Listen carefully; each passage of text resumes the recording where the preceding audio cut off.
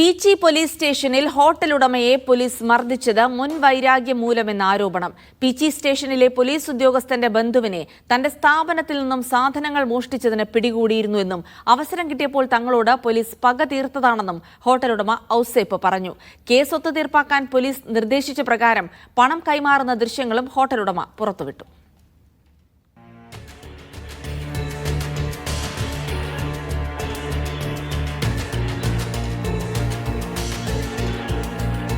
ഹോട്ടലിൽ ബിരിയാണിയെ ചൊല്ലിയുള്ള തർക്കത്തെ തുടർന്നാണ് ഹോട്ടലുടമയും ജീവനക്കാരും പോലീസ് സ്റ്റേഷനിലെത്തിയത്.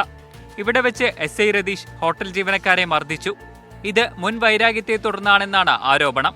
ഹോട്ടലിലെത്തിയ പാലക്കാട് സ്വദേശികളെ മർദ്ദിച്ച സംഭവത്തിൽ മകനെയും ജീവനക്കാരനെയും കൊടുക്കുമെന്ന് ഭയപ്പെടുത്തി 5 ലക്ഷം രൂപയ്ക്ക് പരാതിക്കാരെ പോലീസ് സെറ്റിൽ ചെയ്തെന്നും ഔസേപ്പ്. ഒരു 2 അടിയല്ലേ 3 അടിയല്ലേ നിങ്ങളുടെ ആൾക്ക് കിട്ടിയുള്ളൂ. ഔസപ്പെട്ട അത് ക്ഷമിക്കുക. ഔസപ്പെട്ട ഒരു ബിസിനസ്സുകാരനല്ലേ.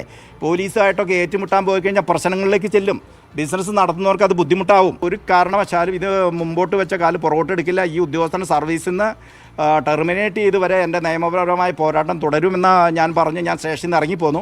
വീടിന്റെ വരാന്തയിൽ പരാതിക്കാർക്ക് പണം കൈമാറുന്ന CCTV ദൃശ്യങ്ങളും ഔസേപ്പ് പുറത്തുവിട്ടു.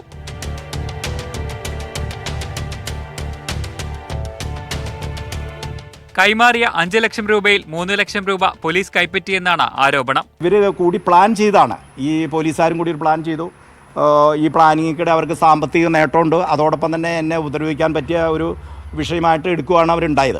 സംഭവത്തിൽ SI രതീഷിനെതിരെ നടപടി ആവശ്യപ്പെട്ട് ഹൈക്കോടതിയെ സമീപിച്ചിരിക്കുകയാണ് ഔസേപ്പ്. മർദ്ദനത്തിൽ പ്രതിഷേധിച്ച കോൺഗ്രസ് പീച്ചി പോലീസ് സ്റ്റേഷനിലേക്ക് മാർച്ച് നടത്തി.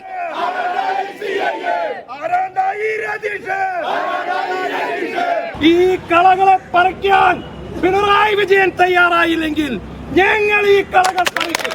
കുന്നംകുളത്തെ പോലീസ് മർദ്ദനം ഒറ്റപ്പെട്ട സംഭവമല്ല എന്ന് തെളിയിക്കുന്നതാണ് പീച്ചിയിൽ നിന്നും പുറത്തുവന്ന ദൃശ്യങ്ങൾ.